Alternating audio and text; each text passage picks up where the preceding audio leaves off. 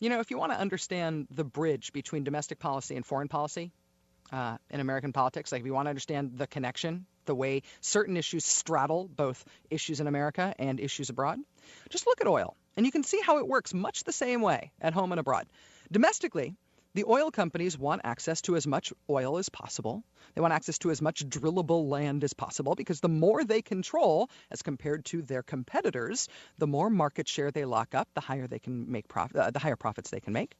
So the Republican Party is now advocating that the oil companies get access to offshore oil drilling leases and the caribou habitat in the wildlife reserve up in Alaska, anything they want. The Republican Party and their nominee for president want to try to get the oil companies what they want, which is control over as much oil and as much potentially oil-producing land as they can get their mitts on. It is good for profit, so that's why they want it. And I love that there's this conflation of American oil companies and America. Like when John McCain says he's now in favor of offshore drilling so we can become less dependent on foreign oil, so we can drill our own oil right here at home, unless McCain is actually proposing that we nationalize our oil industry in this country, we don't get any oil drilled off our own coasts or drilled through the caribou in Alaska or anywhere else in the world. We don't get it as Americans. The oil companies get that oil. And then we, Americans, get to buy it from them on the world market, just like everyone else in the world. What McCain is talking about doing is getting the oil companies access to more oil, which we will then be allowed to buy from them. That's what's happening domestically, right? Internationally, that's where the really big oil is, but the dynamics and the politics are exactly the same. And again, we conflate America with Western oil companies. We Americans, for example, had total access to Iraq's oil when Saddam was still in charge of Iraq. He had a nationalized oil industry that drilled the oil and then sold it on the world market, and we could buy it, just like any customer could buy it. It's not that we couldn't get our hands on their oil. It's just that we had to give them money in exchange for their oil.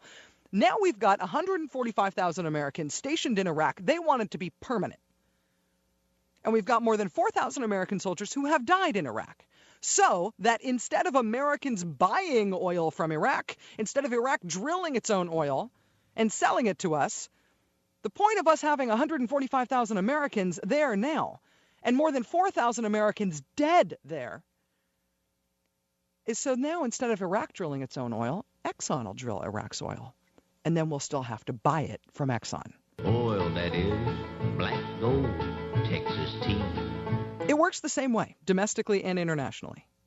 Politically, they are telling us on the offshore drilling issue right now that America needs the oil, even though it's really Exxon that gets it, and we'll just have to buy it from them like the rest of the world. Internationally, I think they're getting close to making the argument to us that, okay, forget all those other 45 things we said about all the reasons we need to invade Iraq and stay there forever. Honestly, we'll come clean. We're there for the oil. But it's to get oil we really need. It's a national security issue. It's a gas prices issue, and Americans ought to support our troops staying there to give us access to oil. And once again, just like with the reduce our dependence on foreign oil through offshore drilling bullpucky, just like with that canard, when the Republicans are finally ready to make the argument to us sometime in the next few months about, oh, we have to stay in Iraq permanently for the oil, just like they do with the domestic politics around oil, they will conflate oil companies with America. They will tell us that troops need to stay in Iraq to establish America's access to all that oil. When really, what our troops need to stay in Iraq forever for is to establish the oil companies' access to all that oil. Because if Iraq's selling their own oil, then the oil companies don't make that profit when they sell it to us. We, the American people, will be buying Iraq's oil anyway.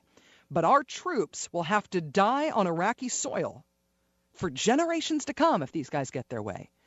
Our troops will have to die on Iraqi soil to make sure that when we buy that oil, the profits go to the Cayman Islands. Those tax-sheltered headquarters of all those oil companies, they'll go to the Cayman Islands instead of going to Baghdad. Noble cause, huh? Did you see that Exxon again today reported the largest quarterly profit in American history? They made $11.68 billion in profit just in the past 3 months, $1,500 a second. Yeah. There was a little worry at Exxon headquarters over this quarter's financials, of course. They were worried they might not get the record this quarter because the previous world record for quarterly corporate profits was really high. It was $11.66 billion. I'm sure they were very worried they wouldn't be able to, beat whoever those bastards were who held the old record. Then they figured out, oh, wait, the old record for corporate profits? That was our record, too. So Exxon 2008 beat out Exxon 2007 for the most profit ever made by any American company ever in any business, in any sector, in any year of American history. Good news for the big guy. Did I mention that John McCain's economic plan includes $1.2 billion in tax credits for oil companies? $1.2 billion of your dollars, taxpayer dollars, John McCain wants to shovel into the giant pile of money that the oil companies are already sucking out of your veins every time you go to the pump.